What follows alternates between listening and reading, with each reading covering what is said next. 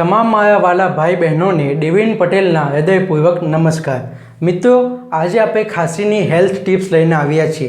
જો તમે પણ ખાંસીથી છુટકારો મેળવવા માગતા હો તો આ વિડીયોને અંત સુધી જોવા માટે નમ્ર વિનંતી કરું છું। તો મિત્રો, આજે સૌથી પહેલાં આપણે ખાંસી વિશે જાણીએ। ખાંસી બે પ્રકારની હોય છે, એક છે સૂકી ખાંસી, બીજી છે કફવાળી ખાંસી।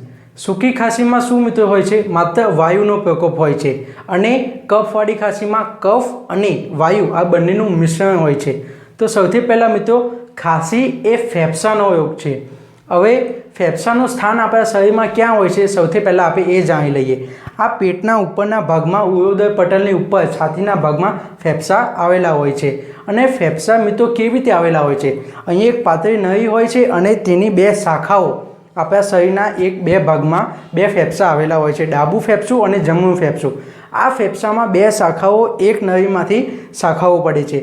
હવે આ શાખાઓમાં દ્રાક્ષના નાના નાના ઝુમખાઓની જેમ હજારો આપણે ગણી ન શકીએ તેવા વાયુકોષ્ઠો આવેલા હોય છે।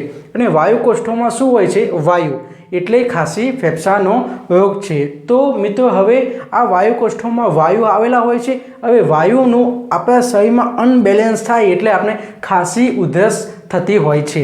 તો મિત્રો, હવે આપણે એ તો ખબર પડી ગઈ કે ફેફસાનો રોગ છે ખાંસી, અને હવે આનો પ્રયોગ શું, આ ખાંસી ઉધરસ જે અનબેલેન્સ વાયુનો પ્રકોપ થયો છે એને આપણે કેવી રીતે બેલેન્સમાં લાવી શકીએ, ખાંસીને દૂર કેવી રીતે કરી શકીએ।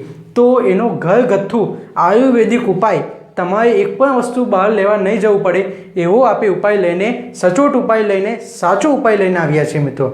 તો સૌથી પહેલાં તમારે આવી ખાંસી દૂર કરવા શું કરવાનું છે, તો મિત્રો સૌથી પહેલાં તમારે એક ડુંગળી એટલે કે ઓનિયન, મધ એટલે કે હની, અને સિંધવ મીઠું, સોલ્ટ, આ ત્રણ વસ્તુ લેવાનું છે।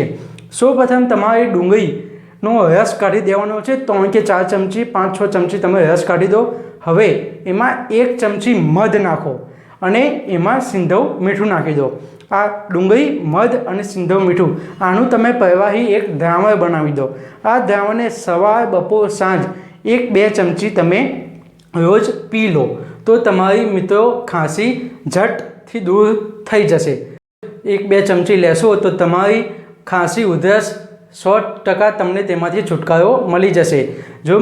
જો મિત્રો તમને આ વિડીયો પસંદ આવ્યો હોય, હેલ્થ ટિપ્સ પસંદ આવી હોય તો તમે વિડીયોને લાઇક કરજો, ચેનલને સબસ્ક્રાઈબ કરજો, નોટિફિકેશન બેલ પ્રેસ કરજો, જેથી નવી હેલ્થ ટિપ્સ મળે તમને સૌથી પહેલાં નોટિફિકેશન મળી જાય। અને તમારા સોશિયલ મીડિયા, ફેસબુક, વોટ્સઅપ અને મિત્રો, ફેમિલી સાથે તમામ લોકોને આ શેર કરજો, જેથી બધા તંદુરસ્ત રહે, મસ્ત રહે, બધાએ સ્વસ્થ રહેવાનું છે, મસ્ત રહેવાનું છે। Thank you very much. જય હિન્દ।